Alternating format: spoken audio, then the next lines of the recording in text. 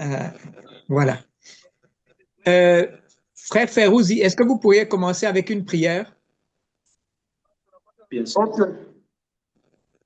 Éternel, nous te bénissons pour ce moment précieux que tu nous as accordé ce soir avec le pasteur, ton serviteur qui t'était choisi aujourd'hui, Père, pour encore annoncer ta parole. Nous sommes là pour t'écouter. Saint-Esprit, manifeste-toi et sois le maître de cette réunion. Au nom puissant de Jésus, Amen. Amen. Amen. Amen. Amen. Comment allez-vous, mes frères? Nous allons bien. Il n'y a pas une seule sœur de nouveau. Vous venez toujours sans les sœurs. C'est grave, oh. Ah. Et comment s'est passé cette dernière semaine? Est-ce que vous avez fait une mission ou est-ce que vous n'êtes pas sorti? Bon.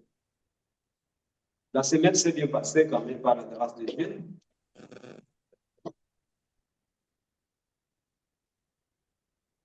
Vous avez fait une mission? Vous Oui, avez fait... certainement. Nous avons fait quelques missions. Il y a certains parmi nous qui ont fait la mission. OK. Donc, vous avez visité des maisons. Oui. Est-ce qu'il y a peut-être un témoignage d'une personne qui pourrait nous raconter une expérience qu'il a eue dans une maison, juste pour nous encourager au début? Ok, moi personnellement, j'étais à l'entrée Caged avec le Jean dans une maison. Bon, il n'avait pas vraiment un témoignage que je peux dire qu'il y avait une résistance, sinon le Seigneur s'est fait montrer comme puissant partout où on passait, on nous recevait facilement et on travaillait sur ça. Mhm. Mais vous Et nous n'avez pas avons gagné parlé de cet an. guérison, par exemple. Bon, oui, la guérison, oui, nous avons prié pour le malade. J'étais avec une sœur, on priait. Elle était très malade, mais elle m'a rassuré que pendant cette semaine, en tout cas, la santé commence à se rétablir comme il faut. OK. Dieu merci. Mais ce n'était pas une guérison instantanée. Bon, non, elle a déjà fait presque, c'est une sœur qui a déjà fait presque 3 mois sur le lit. Mais nous Oh. avons prié et on continue toujours à prier avec elle. La Uh-huh. guérison est instantanée, non. OK, OK. Euh, Moi, je pense qu'on va commencer tout de suite, comme nous n'avons pas trop de temps, n'est-ce pas? Et je ne Oui, veux pas vous prendre plus de temps. J'aimerais que quelqu'un dans votre salle lise le chapitre 10 de Luc. Nous lisons les 8 premiers versets, 10 premiers versets. Oui. Nous Quelqu'un lisons d'entre vous pourrait le Luc lire. Luc chapitre 10, 10, verset 1. 1, Après cela, le voilà. Seigneur désigna encore 70 autres disciples et il les envoya désader devant lui dans toutes les villes et dans tous les lieux où lui-même devait aller. 2. Il leur dit, la moisson est grande, mais il y a peu d'ouvriers. Priez donc le maître de la moisson d'envoyer des ouvriers dans sa moisson. 3. Partez, voici, je vous envoie comme des agneaux au milieu des loups. Ne portez ni bourse, ni sac, ni souliers, et ne saluez personne en chemin. Dans quelque maison que vous entriez, dites d'abord que la paix soit sur cette maison. Et s'il se trouve là un enfant de paix, votre paix reposera sur lui, sinon elle reviendra à vous. Demeurez dans cette maison-là, mangez, mangeant et vivant ce que vous donnera, car l'ouvrier mérite son salaire. N'allez pas de maison en maison. Dans quelque ville que vous entriez et où l'on vous recevra, mangez ce qui vous sera présenté. Amen. Vous pouvez continuer jusqu'au verset 10. Guérissez les malades qui s'y trouveront et dites-les, le royaume de Dieu s'est approché de vous. Mais dans quelques villes que vous entriez et où l'on ne vous recevra pas, allez dans ces rues et dites, nous secouons contre vous la poussière même de votre ville qui s'est attachée à nos pieds. Sachez cependant que le royaume de Dieu s'est approché. Amen. Amen. Maintenant, quelqu'un d'autre pourrait lire Matthieu chapitre 10, verset 7 et les suivants. Lisons Matthieu 10, 7 au nom du Seigneur. Amen. Allez, prêchez et dites, le royaume des cieux est proche. Guérissez les malades, ressuscitez les morts, purifiez les lépreux, chassez les démons. Vous avez reçu gratuitement, donnez gratuitement. Ne prenez ni or ni argent, ni monnaie dans vos ceintures, ni sac pour le voyage, ni deux tuniques, ni deux souliers, ni bâton, car l'ouvrier mérite sa nourriture. Dans quelque ville ou village que vous entriez, informez-vous s'il s'y trouve quelque homme digne de vous recevoir et demeurez chez lui jusqu'à ce que vous partiez. En entrant dans la maison, saluez-la. Et si la maison en est digne, que votre paix vienne sur elle, mais si elle n'en est pas digne, que votre paix retourne à vous. Amen. Amen. Amen. Amen. Vous voyez, dans ces deux chapitres, dans Luc et dans Matthieu, nous avons des nuances, mais ça parle de la même chose. Par exemple, dans Matthieu chapitre 10, il est parlé des 12 disciples. Et dans Luc 10, il est parlé de 70 disciples. Certaines traductions vont même dire 77. Ça dépend des traductions. Mais on voit que les 12 étaient parmi. Donc, les 12 étaient là dans les deux chapitres. Et c'est probablement la même histoire, mais que c'est un plus grand groupe que seulement 12 qui ont été appelés à faire ça. Ce qui nous frappe lorsque nous lisons Matthieu 10, par exemple, quelqu'un pourrait lire le verset 1. Oui, ayant appelé ses 12 disciples, il leur donna le pouvoir de chasser les esprits impurs et de guérir toute maladie et toute infirmité. Voilà, donc, avant de les envoyer, Jésus leur a passé le pouvoir. Il leur a donné le pouvoir de chasser les démons, guérir les malades et toutes les maladies et tout genre de... Oui, même peut-être une jambe cassée ou quoi que ce soit. Ce ne sont pas que les maladies que Jésus a portées à la croix, il a porté tout ce qui est mauvais, tout ce que le péché a amené dans notre monde. Voilà, donc ça c'est clair, je ne vous enseigne rien, mais nous découvrons des choses très intéressantes que j'ai déjà commencé à citer lorsque nous parlions la semaine passée. Des choses qui me sont vraiment, qui m'ont frappé à l'œil, c'est que Jésus ne voulait pas qu'on aille de maison en maison. N'est-ce pas? Vous voyez dans ces deux chapitres, c'est assez clair que Jésus dit à ses disciples de n'allez pas de maison en maison. Ne faites pas du porte-à-porte. Et ici, on lit même ne parlez pas avec les gens dans la rue. Ne saluez pas les gens dans la rue. Ça, c'est dans Luc, où il dit ne saluez personne en chemin. Oui. Luc 10, verset 4. Là, tu te dis, mais hey, Jésus, oh, c'est quoi ça? Ok. Comment je ne vais pas saluer les gens?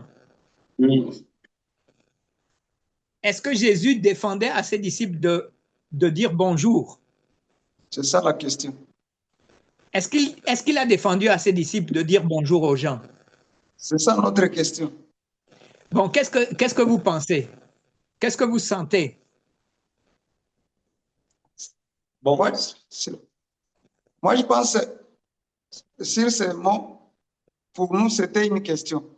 Pourquoi Jésus avait défendu ses disciples de ne pas saluer les gens en cours de route? OK. bon, ce que nous pouvons penser, je peux intervenir un peu. Uh-huh. Moi, je pense qu'en réalité, Jésus n'a pas défendu de saluer, de dire bonjour à quelqu'un en route, Mhm. mais c'était toutefois les inviter à éviter les distractions parce qu'il y a des gens qui amènent des distractions. Quand vous vous occupez d'eux, ils vont vous prendre tout le temps et vous n'allez pas réussir à accomplir la mission. Exactement. Jésus avait une mission claire et nette. Exactement. Il leur a donné une mission claire et nette. Ce n'était pas d'aller bavarder avec les gens, ce n'était pas d'être gentil avec les gens, mais c'était une mission claire et nette. Et si nous regardons le rapport de Matthieu, verset 11, regardez, ça va encore plus profondément. Verset 11. Oui, dans quelques villes ou villages que vous entriez, informez-vous s'y trouve quelque homme digne de vous recevoir et demeurez chez lui jusqu'à ce que vous partiez. Donc, vous comprenez, la mission était une mission claire et nette et bien définie. Ce n'était pas de parler avec toute la population. Ce n'était pas faire de l'évangélisation dans la rue, dans le quartier, mais très précisément, Jésus demandait à ses disciples, il donnait une tâche bien définie. Donc, répétez-le-moi dans le verset 11 de Matthieu 10. Dans quelques villes ou villages que vous entriez, informez-vous s'il s'y trouve quelque homme digne de vous recevoir et demeurez chez lui jusqu'à ce que vous partiez. Donc, l'idée de Jésus était de trouver des individus, des gens précis, pas n'importe qui, des gens dignes de recevoir ses serviteurs. Ça devait être des gens hospitaliers, ça devait être des gens qui pouvaient te recevoir et où tu pouvais demeurer jusqu'à ce que tu partes. C'était quelqu'un qui allait avoir aussi la patience de t'écouter jusqu'à ce que tu partes. D'ailleurs, la Bible dit, s'il vous accepte, la paix reste sur cette maison. S'il vous rejette, s'il vous chasse, c'est que il n'y a pas de bénédiction qui va rester chez eux. Donc, la mission était celle de, Jésus a dit, allez et faites quoi dans cette maison? Ça, nous le savons, nous le répétons chaque fois. Qu'est-ce que nous devions faire dans ces maisons? Et aller faire des disciples. La Bible nous montre que Jésus a dit à ses disciples, premièrement, entrez dans la maison avec la bénédiction de Dieu. Donc, vous apportez premièrement la paix. Ça, c'est la première chose. Ça, c'est quelque chose que tu apportes. Tu ne peux pas simplement parler la paix si tu n'as pas la paix dans ton cœur. Tu ne peux pas apporter la paix dans une maison si ta vie est en désordre. Tu ne peux pas apporter la paix à quelqu'un si ta vie n'a pas la paix. Donc, si je veux apporter la paix dans une maison, ma vie doit être en ordre avec le Seigneur d'abord. Est-ce que vous comprenez? Oui. Donc, il s'agit au fait d'être des messagers de paix. Donc, le porteur du message doit avoir le message dans sa vie. Lorsque nous nous approchons et que nous sommes remplis du Saint-Esprit, lorsque nous sommes des hommes et des femmes qui sommes vraiment sous l'onction du Saint-Esprit et envoyés par le Saint-Esprit, les gens qui nous reçoivent, ils vont le sentir. Parce que nous venons avec Jésus-Christ dans notre cœur. Donc, lorsque nous nous approchons de ces gens, ils sentent déjà une présence qui est au-delà de ce qu'ils connaissent. Ils vont sentir que ce n'est pas toi, cet homme qui vient, ils vont sentir une présence divine. Parce que le mot paix, le mot shalom, ce n'est pas ce que nous connaissons en français. Le mot shalom est un mot qui a une grande quantité de signification, bien plus profonde que simplement le mot paix que nous utilisons. Quand il y a la guerre, on fait la paix.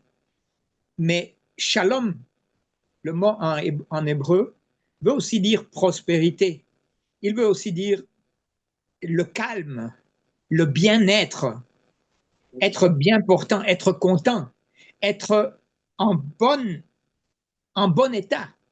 Donc la paix est beaucoup plus que simplement une salutation. Oui. Donc lorsque j'entre dans une maison ayant le Saint-Esprit en moi, j'ai l'autorité de Jésus de chasser les démons. J'ai l'autorité de Jésus de faire partir les maladies. Parce que Dieu veut venir dans cette maison et il veut écarter ce qui n'est pas de lui. Il veut écarter ce qui est mauvais. Il veut écarter ce qui dérange la paix de cette maison.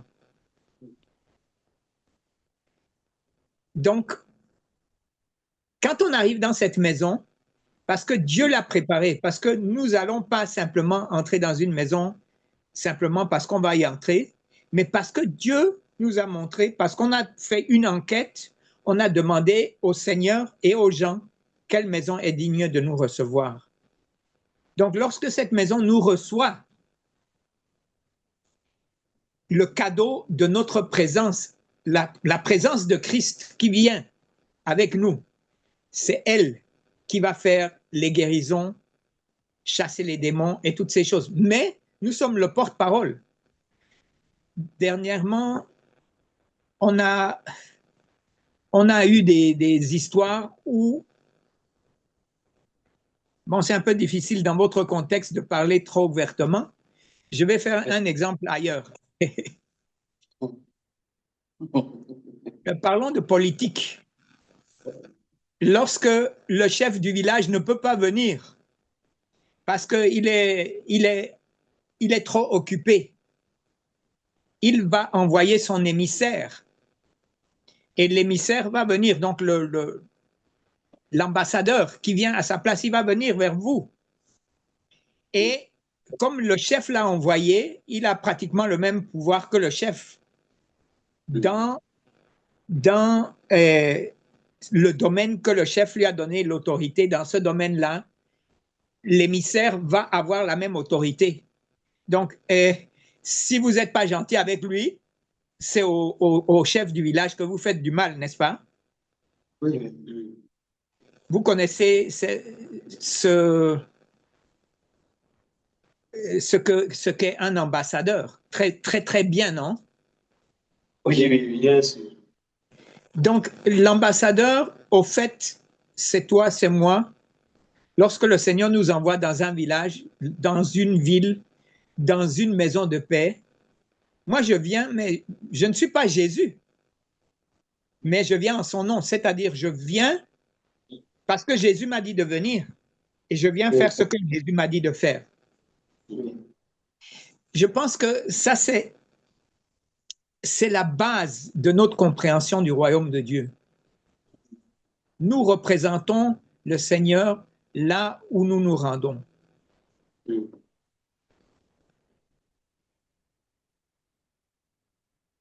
Qu'est-ce que je fais quand j'entre dans une maison? en tant qu'émissaire du Seigneur, est-ce que je vais simplement prêcher et parler, parler, parler? Est-ce que vous croyez que c'est bon? Pardon? Est-ce que vous croyez que c'est bon que si j'entre dans la maison, j'ai dit, la paix soit sur cette maison et je commence à prêcher? Est-ce que vous croyez que c'est ça que Jésus voulait? Non. Il doit d'abord se présenter au nom du représentant de la personne qui nous a envoyé. OK. Et après, nous allons faire maintenant la mission. On va faire quoi? La mission maintenant qui nous a été confiée. Oui, mais comment puis-je faire ma mission? Et il se dit qu'en premier lieu, on se présente. Oui, là j'ai compris, mais le deuxième pas. Deuxième pas, il faut maintenant proclamer la paix. Deuxième pas, la paix. Et ensuite? On va guérir les malades. Mais demandez à Dr. John. Imagine-toi, tu vas chez Dr. John et certains d'entre vous travaillent aussi à l'hôpital. Oui. Lorsqu'un patient vient vous visiter à l'hôpital, Oui. vous lui dites bonjour et il se présente. Et ensuite, vous lui dites déjà quel médicament il doit prendre, n'est-ce pas? Non. Hein? Non, non. Non? On va d'abord parler avec le malade et savoir. On s'entretient avec lui jusqu'à arriver à ce que le malade exprime son problème. Voilà. Mais nous, les chrétiens, nous sommes tellement insensés. Nous allons dans les maisons et nous commençons à prêcher, à donner les médicaments sans savoir à qui nous avons affaire. Oui. Ce n'est pas l'idée de Jésus. Oui. Le royaume de Dieu n'a jamais été de la prédication. Oui. Ce sont des traductions en français qui apportent des mots tels que la prédication. Dans le contexte juif, c'était la relation, c'était l'amitié. Il faut une amitié. Pour que je puisse prier pour des malades, je dois savoir qu'il y a des malades. Pour chasser les démons, je dois savoir qu'il y a des démons. Bien sûr, le Saint-Esprit me montre qu'il y a des démons. Je les chasse. Mais pour les malades, je dois parler. Et même les autres démons qui vont déranger la famille, je dois être informé. Donc, c'est au niveau de la relation que ça commence. Ça ne peut pas commencer par un message de l'Évangile. Je me présente, je dis qui m'a envoyé, voilà. Mais après, je commence à avoir la relation. Sinon, je suis vraiment un docteur qui, aussitôt qu'il te voit, il dit, toi, tu as mal à la tête, je te donne le médicament, rentre, bye bye. Et nous savons très bien que ça pourrait même causer des morts si on donne le faux médicament. Oui, oui.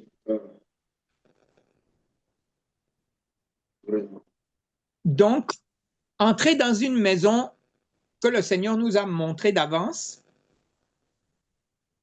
c'est comme commencer une nouvelle amitié.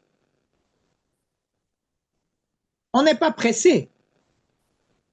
On n'est pas venu pour délivrer un message et les laisser en paix, continuer dans leur péché. On est venu pour apporter la paix qui va transformer toute la famille. On est venu dans cette maison parce que le Seigneur nous a envoyés pour faire une différence à cet endroit même. Parce que le Seigneur a décidé que cette maison, elle est digne de te recevoir, de vous recevoir, parce que vous n'allez pas seul. L'un écoute, l'autre prie, et l'autre parle, et l'amitié commence, et c'est là que on va entrer dans le cœur de ces gens, on va voir dans le cœur des gens. Et vous savez, le Seigneur nous a donné des dons spirituels incroyables.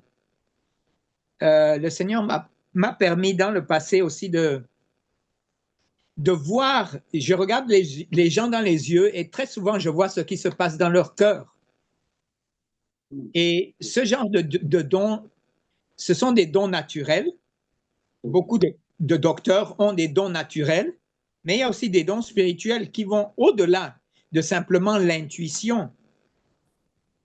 C'est le Saint-Esprit qui te révèle. Ici, il y a du péché. Ici, il y a quelque chose qui n'est pas en ordre. Ici, il y a un homme qui trompe sa femme et la femme ne le sait pas. Et ce sont des choses que le Seigneur va vous révéler parce que le Saint-Esprit qui parle en vous, il veut que vous voyiez la situation de cette famille. Est-ce que vous me sentez? Est-ce que vous sentez dans quelle direction je vais? Oui, oui. Avant de continuer, j'aimerais vous raconter 2 témoignages. Donc, je vais de ce pas, je vais vous montrer.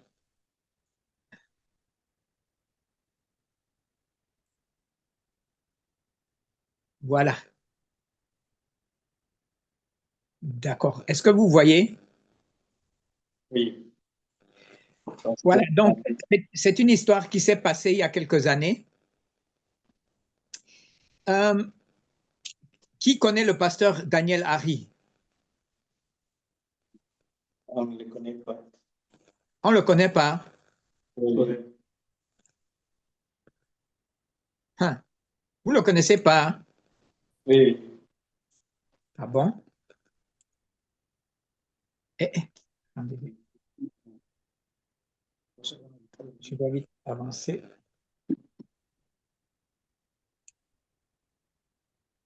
Ah.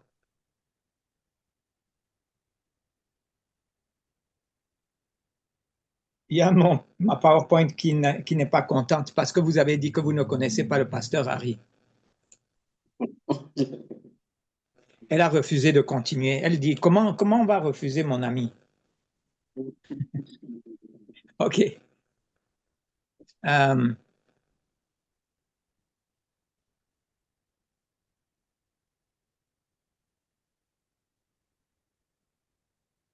J'espère que ça aille maintenant. Est-ce que vous le voyez? Voilà. Ouais.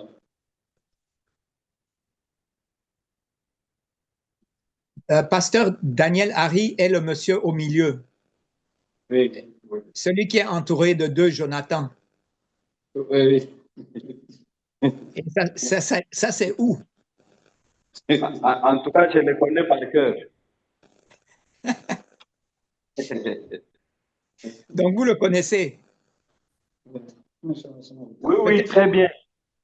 C'était en 2018 que j'étais venu avec lui, je pense. Exactement, dans la salle tabernacle de Hill Africa. Voilà, c'est là que nous étions. Nous avions servi pendant quelques jours. Oui. La preuve, ça c'est chez vous, non? C'est le jour qu'on avait fait un partage entre le médecin et le pasteur. Voilà. Et peut-être que l'un, il n'y a personne de vous sur la photo là.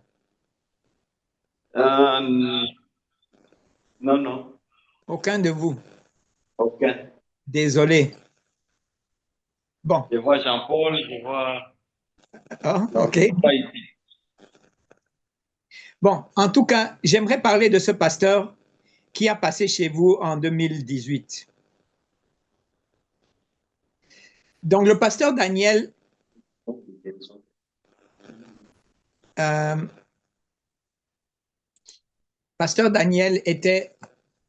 était chez vous, mais je crois que c'était 2-3 ans avant qu'il vienne chez vous que nous avons les deux accès à une école biblique, donc un institut biblique en Suisse. où nous formons des disciples, où nous formons des faiseurs de disciples, mais c'est devenu très académique. Pour moi, c'est dommage, parce que les premières années, on était vraiment des faiseurs de disciples. Et lorsqu'on commence à faire de l'académie, ça dérange. Ça dérange la tête des gens. Et ils deviennent un peu paresseux en ce qui concerne la spiritualité. Et ils se concentrent beaucoup plus sur écrire des thèses que vraiment mettre en pratique, malheureusement. Voilà. Pasteur Daniel était en Albanie, c'est un pays musulman en Europe, et il voyageait d'une ville à l'autre, et les étudiants pouvaient lui poser des questions. Voilà qu'un jour, lorsqu'ils étaient en chemin, ils avaient lu pendant le voyage, ils lisaient justement ces deux chapitres-là, Luc 10 et Matthieu 10. Et un étudiant, il dit, mais pasteur, expliquez-moi, dites-moi, ça veut dire quoi ça?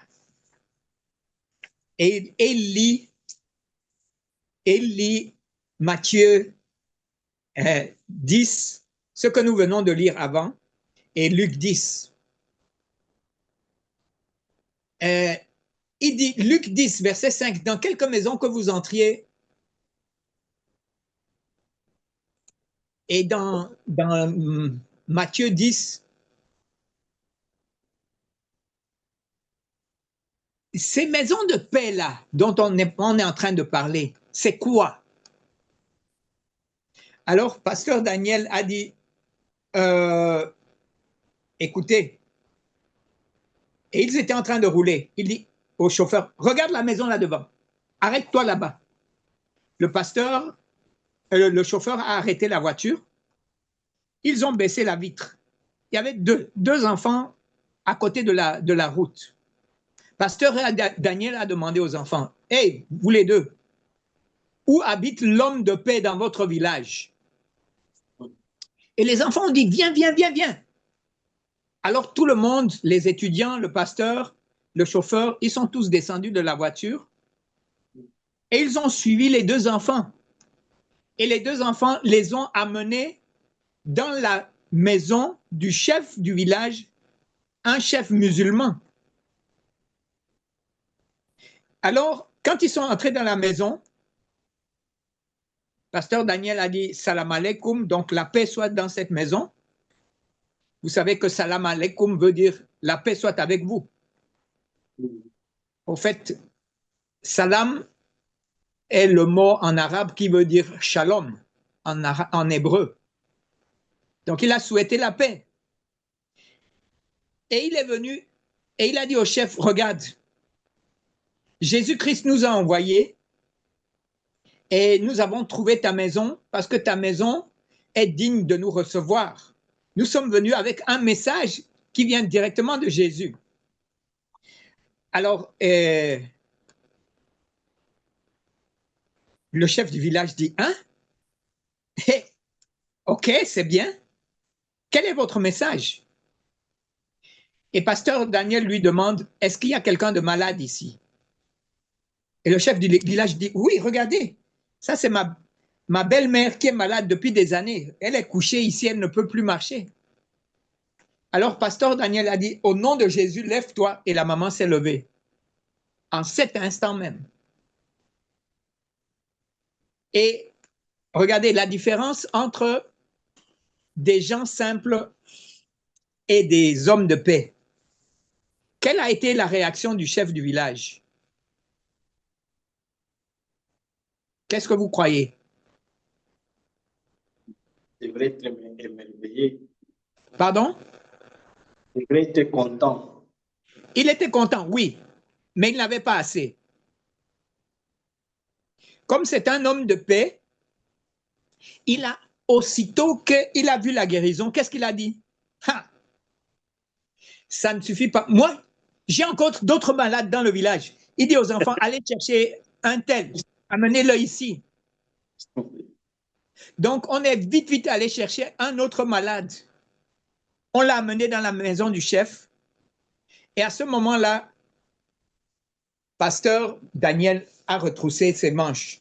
Il a dit, oui, moi je suis le guérisseur, moi je suis l'homme de Dieu, je vais vous montrer comment ça se fait. Et c'est à ce moment-là que, Dieu merci, un étudiant l'a arrêté, n'est-ce pas? Vous avez déjà entendu cette histoire? Ou pas encore? Pasteur Daniel, il voulait déjà guérir le prochain malade. Alors un étudiant l'a touché. Pasteur Daniel, c'est comme ça que Jésus a montré. Et pasteur Daniel a eu honte. Il a dit, excusez-moi, pardonnez-moi, ce n'est pas comme ça. Et il dit au chef du village, chef du village, tu as vu comment j'ai guéri ta belle-mère. Voilà, au nom de Jésus, je l'ai guéri. À ton tour de guérir ce malade-ci. Et le chef du village se tourne et dit, au nom de Jésus, sois guéri. La personne a été instantanément guérie d'une maladie de plusieurs années. Instantanément. Voilà que le chef du village va sauter sur la table et commence à dire, je suis un guérisseur, je suis un guérisseur. Pasteur Daniel lui a dit, descends de ta maison, de ta table. Tu n'es pas un guérisseur, c'est Jésus le guérisseur. Et il lui a expliqué qui est Jésus. Et malheureusement, les jeunes gens, les étudiants et le pasteur Daniel, ils avaient une réunion qu'ils devaient vraiment participer. Ils se sont excusés auprès du chef du village. Nous avons guéri 2 malades maintenant. Nous devons partir. Le chef du village dit, mais ouais, s'il vous plaît, est-ce que vous pouvez retourner ici? Je dois savoir plus de ce guérisseur, de ce Jésus dont vous m'avez parlé. Et pasteur Daniel a dit, oui, la semaine prochaine, tel et tel jour, nous repassons par ici. Quel jour? On a dit quel jour? Peut-être mercredi. La semaine prochaine, quand ils sont revenus par la même route, ils se sont arrêtés devant la maison du chef du village. Et vous savez ce qu'il y avait? La maison était pleine à craquer. Le chef du village avait dit, les envoyés de Dieu viennent nous enseigner qui est ce Jésus. Venez tous dans ma maison. Ce mercredi, vous allez entendre le message qui va transformer la vie de tout notre village. Est-ce que vous comprenez l'impact qu'il y a eu parce qu'on a fait comme Jésus avait donné l'ordre? On n'a pas simplement visité une maison pour visiter une maison. On avait demandé à Dieu, on avait demandé aux gens, on s'était informé, et la maison où l'homme digne de recevoir les messagers du Seigneur, cette maison, elle a été honorée par la présence des hommes de Dieu, et cette ouverture d'un seul homme a apporté la paix dans toute une région, parce que les gens se sont convertis. Les gens ont commencé à vouloir aussi suivre ce Jésus de cette manière qu'ils venaient d'apprendre. Et ça a eu un retentissement sur toute la région. Voilà le témoignage du pasteur Daniel. J'aimerais raconter un autre témoignage que j'ai vécu moi-même. C'était en 2000. En quelle année? Attendez, je vais vite voir. D'accord. Je vais vous libérer mon écran parce que j'ai 2-3 photos aussi.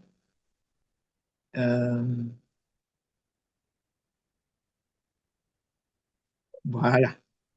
Donc, vous voyez de nouveau le pasteur Daniel, accompagné de quelques-uns de Goma. Oui. Si je réussis, on va changer de page. Voilà. J'aimerais vous raconter une histoire que j'ai vécue moi-même au Cameroun. Le monsieur s'appelait Aladji Issa. Al-Hadji pour avoir été à la Mecque et Issa parce qu'il voulait porter le nom du prophète Issa. Bon, j'étais au Cameroun et nous avions décidé de visiter la région d'un de mes meilleurs amis qui s'appelle Irénée. Vous le voyez en vert à côté de moi. Oui. Et nous avions visité les prisons, les hôpitaux de toute la région. Et voilà que mon ami me dit, tu sais, il faut absolument que nous visitions le chef du village, là où nous sommes, tu vois, dans ma maison, nous sommes en train de faire des réunions. C'est bien aussi de saluer le chef du village. Mais je ne peux pas y aller parce que je dois arranger la réunion de cet après-midi parce que nous allons encore visiter les prisons. Est-ce que tu peux y aller toi-même? J'ai dit, OK, j'y vais. Et donc, nous sommes partis avec la moto. Nous étions un groupe de 6-7 personnes. Nous avons pris 3 motos et nous sommes entrés dans la maison de Aladji. Le voilà assis sur son canapé. Le monsieur me dit, vraiment, je vais tellement mal. Je vais tellement mal. Je ne peux même pas aller aux toilettes moi-même. Je ne peux même pas marcher moi-même aux toilettes. Je suis déjà tellement malade que la troisième femme, une jeune fille de je ne sais pas combien d'années, il avait, je crois qu'il lui restait 3 femmes à la maison. Peut-être que c'était plus. Peut-être que plusieurs étaient en train de travailler au champ ou les autres étaient déjà mortes parce qu'il était d'un certain âge. Et Aladji me dit, même ma femme et mes enfants doivent me porter pour aller aux toilettes.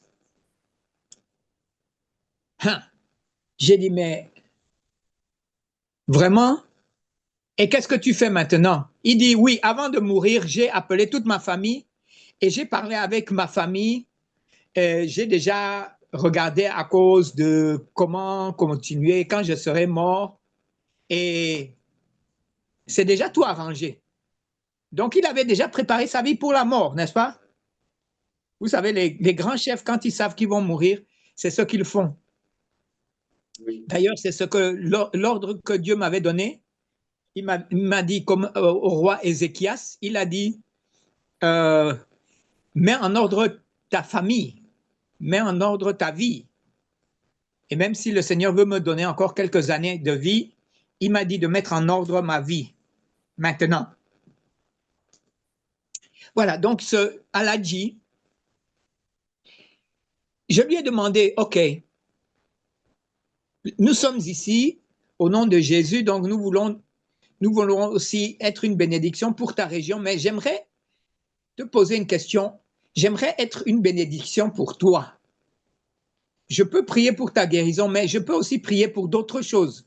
Quel est ton désir que je prie pour toi? Mes frères, imaginez-vous ce que le monsieur m'a demandé de prier pour lui. Il m'a dit, homme de Dieu, avant que je meure, j'aimerais qu'on construise une mosquée dans mon jardin, devant ma maison. Demande à Dieu qu'il me donne la force de construire une mosquée devant ma maison. Pour que quand je serai mort, on se rappellera de moi parce que j'ai construit la mosquée. Comment tu vas répondre à une prière comme ça? C'est grave. C'est là que j'étais en train de lui demander. Quand il m'a dit ça, ils n'ont pas fait la photo de la prochaine scène. Quand il m'a dit ça, vous savez, je me suis mis à genoux parce que je criais à Dieu qu'il me donne la bonne prière, la réponse pour ce monsieur. Je me suis mis à genoux et je lui ai dit, je ne me mets pas à genoux devant toi, je me mets à genoux devant le Seigneur des Seigneurs. le Dieu Tout-Puissant qui a créé la terre et les cieux. Permets-moi de prier à la manière que le Seigneur m'a fait comprendre comment prier. Il dit, vas-y. Et quand on prie avec les musulmans, on ne ferme pas les yeux. On lève les yeux vers les mains vers le ciel et on prie avec les yeux ouverts. Et là, j'ai vu que des larmes coulaient de ce monsieur. Les larmes lui coulaient parce qu'il me dit, je n'ai jamais vu un Wazungu qui va s'agenouiller devant Dieu. Je ne connais pas ça. Je croyais que les Wazungu ne peuvent pas s'agenouiller. Il était déjà touché du fait que un Muzungu va s'agenouiller. Ça, c'était la première chose qui s'est passée dans sa vie. Est-ce que vous êtes encore là? Oui, nous sommes là, oui. Ah, ok, d'accord. Je suis déjà là. Ok. Donc, maintenant, le Seigneur m'a mis ces paroles dans la bouche. Vous savez, quand nous ne savons pas quoi parler, c'est le Saint-Esprit qui va parler. Et j'ai prié, Seigneur, fais de la maison de Aladji une maison de paix. Je prie, Seigneur, que cette maison devienne une maison de paix, où ton nom soit glorifié, où ton règne vienne, où que ta volonté soit faite ici, dans cette maison. Fais de cette maison une maison où ton nom sera proclamé pour les villageois ici. Et j'ai encore imposé les mains à ce monsieur et nous l'avons quitté et nous sommes allés au village, en ville, parce que nous devions visiter la prison. Voilà. Donc, c'était une histoire toute simple. Nous avons été annoncer le message de l'Évangile dans la maison d'un homme de paix, le chef du village. Et voilà, donc, nous avons été dans la prison et nous avons vécu une après-midi très, très forte avec des prisonniers qui avaient donné leur vie à Jésus. Il y avait environ 100 personnes dans la prison qui étaient des hommes qui adoraient le Seigneur. Voilà pourquoi nous sommes arrivés en retard le soir. Et lorsque nous sommes arrivés le soir à la maison d'Irénée, de mon ami, nous avons trouvé la maison qui était pleine de gens. Nous disons, wow, les gens nous attendaient, mais on ne savait pas que autant de gens venaient. Et bon, ça c'est la partie à l'intérieur, mais à l'extérieur, il y avait encore plus de gens. Et c'est là que nous voyons notre ami, le chef du village, qui était là. Quand nous sommes arrivés, il s'est levé, il nous a acclamé, il a dit, écoutez, gens du village, écoutez ces hommes. Ils sont les messagers du Dieu Tout-Puissant, du Seigneur de la terre et du ciel. J'étais malade à mort.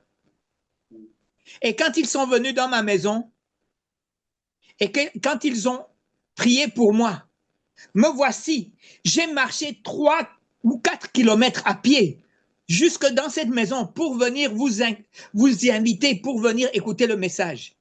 Mes frères et sœurs, je parle aux sœurs aussi qui vont aussi regarder la vidéo. Aladji a été guéri au moment où nous quittions sa maison, nous ne savions pas ce qui s'était passé.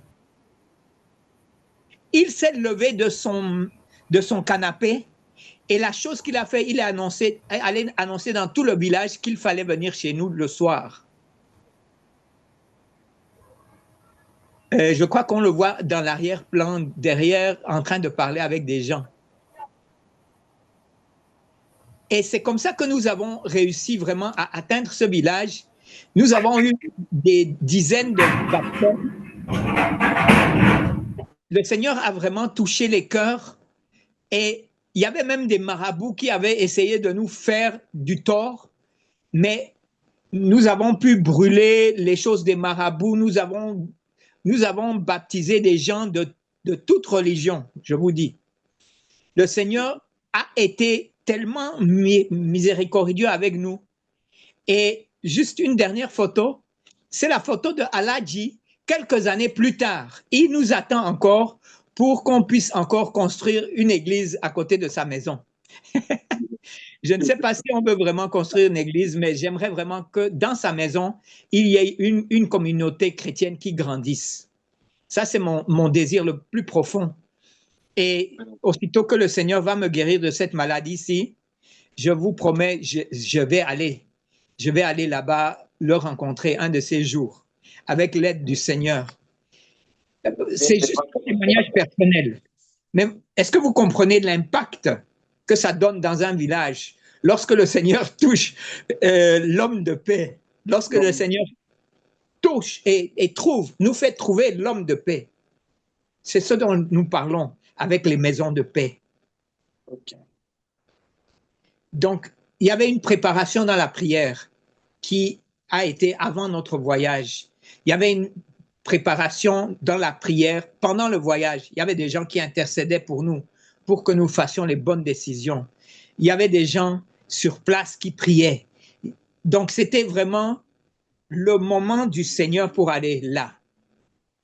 Et donc, ce n'est pas la quantité de maisons que vous allez visiter qui fera la différence.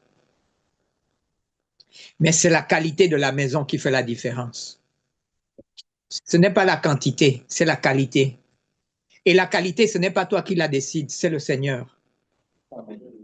Une maison bien préparée par le Saint-Esprit, par les circonstances, par des maladies, par des démons, par plein de choses que le Seigneur permet.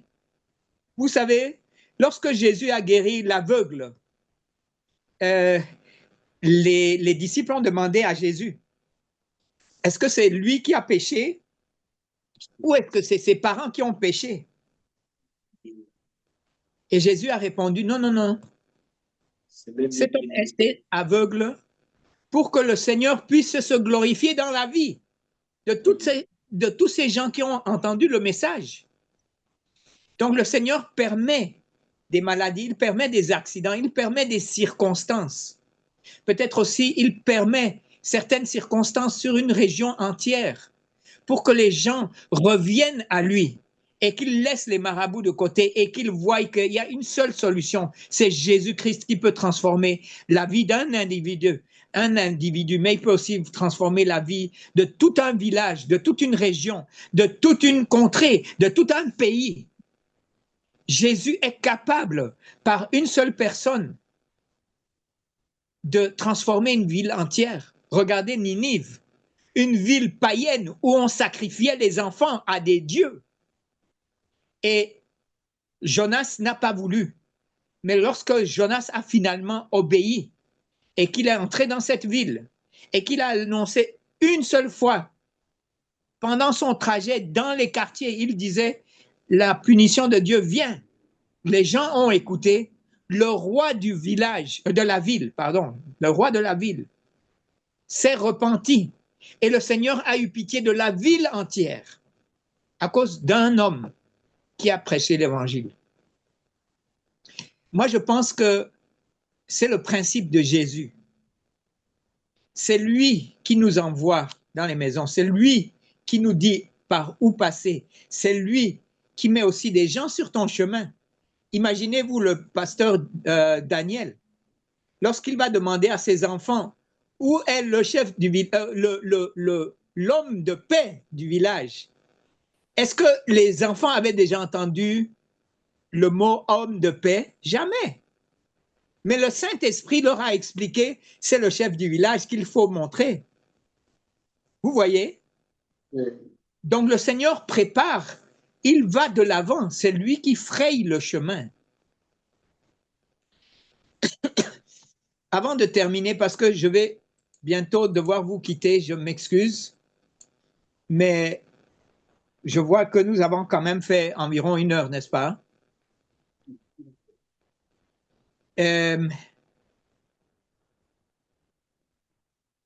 J'aimerais encore voir avec vous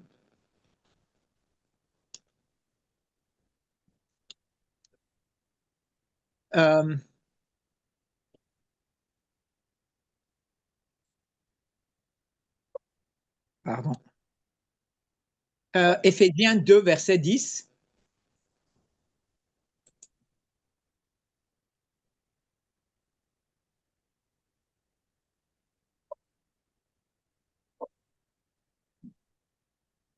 Peut-être que quelqu'un pourrait lire à partir du verset 6. Éphésiens 1. 2. Chapitre 2, verset 6. Lisons au nom du Seigneur. Il nous a ressuscités ensemble et nous a fait asseoir ensemble dans le lieu céleste en Jésus-Christ, afin de montrer dans les siècles à venir l'infinie richesse de sa grâce par sa bonté envers nous en Jésus-Christ. Car c'est par la grâce que vous êtes sauvés par les moyens de la foi. Et cela ne vient pas de vous, c'est le don de Dieu.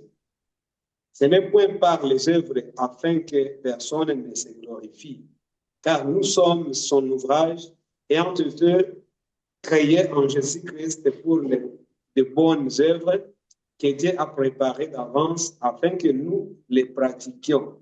Amen. Ok. Amen. J'aimerais que vous regardiez le verset 9. Verset 9 dit, ce n'est point par les œuvres. Oui. Parce que nous sommes son ouvrage. Et pourtant, verset 10 dit, nous avons été créés en Jésus-Christ. Pourquoi? Pour de bonnes œuvres. Pour de bonnes œuvres. Et ces bonnes œuvres, Dieu les a préparées d'avance afin que nous les pratiquions. Donc, le Seigneur attend de nous des bonnes œuvres. Exact. Mais, comme Éphésiens 2, 10 dit clairement, ce n'est pas n'importe quelle bonne œuvre.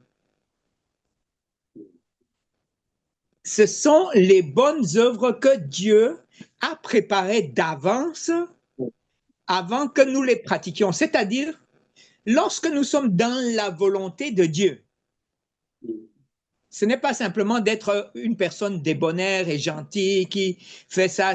Non. Ça va au-delà. Faire la volonté du Père. Jésus a dit, ma nourriture, c'est faire la volonté de mon Père. Donc, faire la volonté du Père, c'est aussi découvrir les bonnes œuvres que le Père a préparées d'avance pour que nous puissions les faire, pour que nous puissions les pratiquer. Donc, ces bonnes œuvres, elles sont déjà bien préparées. Elles sont déjà, c'est comme une soupe que maman a déjà, elle a déjà tout coupé dedans. Elle a déjà mis la viande, elle a mis les légumes, elle a mis le sel, tout est prêt. Maintenant, il s'agit simplement d'aller manger la soupe, c'est-à-dire la soupe que Dieu a préparée d'avance pour nous. Ces bonnes œuvres. Et moi, je pense que le secret pour être des disciples, faiseurs de disciples de Jésus, c'est que nous soyons conscients. Ce n'est pas moi qui fais les œuvres. Je suis son ouvrage. Verset 9, ce n'est point par les œuvres que je peux plaire à Dieu. Je suis son ouvrage. Je ne veux pas me glorifier. Et pourtant, je veux faire les bonnes œuvres que lui a préparées d'avance pour que je les fasse.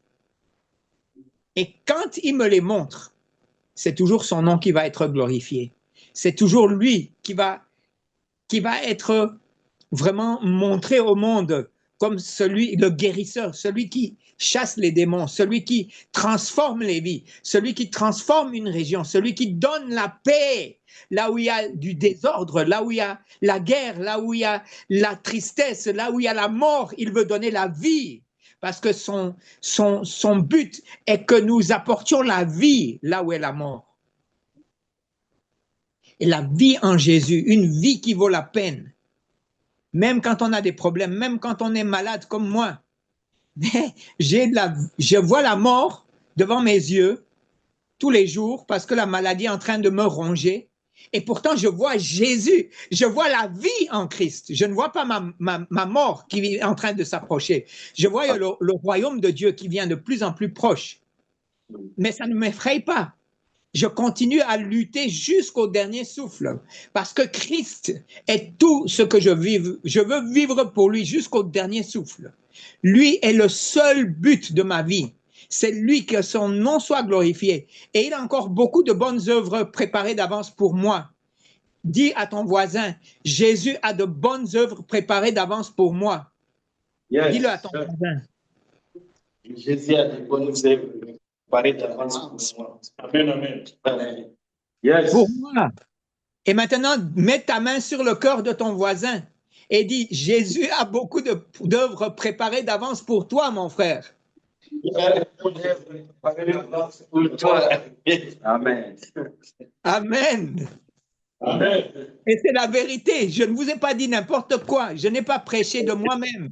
C'est la parole de Dieu qui nous le montre. C'est la parole de Dieu qui nous l'explique. Et c'est la vérité. La parole de Dieu, c'est la base. C'est ce qui nous rend capables de vraiment avoir une autorité sur tous les démons, sur toutes les maladies. C'est la parole de Dieu que nous tenons en main, sur laquelle nous construisons notre foi, sur laquelle nous construisons notre conviction, notre foi. Elle est en Jésus. Et cette parole de Dieu, elle est devenue vivante. Elle est une personne. C'est Jésus-Christ qui vit en moi. Alléluia. Amen. Amen. Docteur John, est-ce que vous pourriez nous bénir avec une prière, s'il vous plaît? Ah, nous, on pensait qu'on va dormir ici. Yeah. On était déjà emballés. Ma patiente est revenue depuis 10 jours. Elle ne m'a plus téléphoné et ce soir, elle voulait me téléphoner. Je ne peux pas la laisser. Je suis désolé. Ok, alors nous allons prier. Mais vous allez continuer, n'est-ce pas? Vous étudiez ce que vous avez. Vous avez la même parole que moi, non? Vous avez le même Saint-Esprit que moi. Moi, je ne fais que répéter ce que la Bible dit. Rien de plus. Mais il y a un Paul et un Pierre qui ont déjà la clé. Elle vous a été donnée autant qu'à moi. Oh. Ce que vous avez appris de moi en présence de beaucoup de témoins. Et nous apprenons de vous. Bon, essayons de nous rencontrer la semaine prochaine, si vous voulez. Amen. Oui. Nous allons fixer la date. Ok, d'accord. Sinon, nous disons merci. Le programme de Bible continue très bien. Notre frère Férouz est en train de nous connecter. Ok, Dieu merci. Dès que le colis va arriver, on fera signe. Je pense que le colis... Gloire au Seigneur. Aujourd'hui, le colis, selon Papa Férouz, il dit que ça risque d'être à Bukavu aujourd'hui. Waouh! Gloire au Seigneur. Amen. Et si quelqu'un a le courage de se rendre du côté de Uvira, qu'il me fasse signe. Ah, ok. Si quelqu'un peut aller à Uvira, parmi nous? Oui. Mais nous avons des correspondants à Uvira qui peuvent nous faciliter. Voilà, oui, parce que là, je pourrais peut-être vous donner 3-4 cartons de Bible en Swahili. Ok. Il faudrait qu'on regarde ça d'avance. Ok, nous avons quelqu'un à Uvira qui peut nous faciliter la tâche. Ok, d'accord. Alors, oui. Vous me passez le contact et moi, je regarde avec eux. Amen, merci. Donc, Papa Jacques Férouz, qui est chargé de l'expédition, il va toujours continuer les choses. Ok, gloire à Dieu. Merci, amen. Alors, nous prions. Notre Père qui est au ciel, nous disons merci pour la disponibilité de notre papa, de notre frère, de notre bien-aimé, Jonathan. Seigneur, merci pour la force avec laquelle il vient d'annoncer l'évangile. Quelles que soient les douleurs, la souffrance qu'il a dans son corps, il arrive à partager avec autorité la parole de Dieu. Notre prière tous ensemble, c'est que nous voulons le voir guéri de sa maladie et de sa souffrance. Seigneur, du fond de notre cœur, nous voulons le voir proclamer le miracle de guérison qu'il est en train de prêcher avec autorité, avec puissance, au nom puissant de Jésus. Que la famille de Jonathan proclame les dieux qu'il prêche, que ses amis, son entourage et ceux-là que Dieu est en train de viser dans cette maladie qu'il proclame exactement que l'Éternel a guéri Jonathan de toute sa maladie. Alléluia. Telle est notre prière de chaque jour. Père, exauce-nous, écoute-nous, car il est écrit que lorsque deux personnes s'accordent à prier pour une chose, tu le fais. Et nous te prions, Seigneur, de le faire pour que ton nom soit sanctifié et soit honoré de tout et de tout le monde. Merci, Seigneur, pour cette soirée merveilleuse. Accorde à ton serviteur encore une fois la puissance, l'autorité de prier et de soutenir ceux qui sont en difficulté et ceux qui sont malades. Plaise à toi de bénir sa famille, sa femme et tout ce qui reste en dessous de son toit. Je prie, Éternel Dieu, que tu bénisses la source des revenus. L'homme qui nous bénit, il a droit aux bénédictions. Ma prière est que, Seigneur Jésus-Christ, tu puisses ouvrir des opportunités et des portes de bénédiction dans sa maison et dans sa vie. Seigneur, laisse que cette soirée nous soit bénéfique, dès maintenant et à jamais. Au nom de Jésus, notre Seigneur et notre Dieu, nous prions. Amen. Amen. Amen. Amen. Le Seigneur vous bénisse et vous fortifie dans ces temps. Amen. Que son nom soit tellement glorifié malgré les circonstances. Voilà. Amen. Je vois Alléluia. frère Richard qui est à Béni, il nous a rejoint avec beaucoup de soucis, mais c'était le problème de la connexion. De nostalgie. Bon, je vais essayer d'enregistrer ça et je vais le mettre. J'espère que ça est bien enregistré cette fois-ci. Oui. J'espère vraiment. Oui. J'ai utilisé un autre système cette fois. Je vais voir fonctionner avec l'aide du Seigneur. Et si ça n'a pas fonctionné, bon, le Saint-Esprit quand même nous a touchés, n'est-ce pas? Amen. À bientôt. Le Seigneur vous bénisse. Bye bye. Amen. Amen. Salutations à votre malade.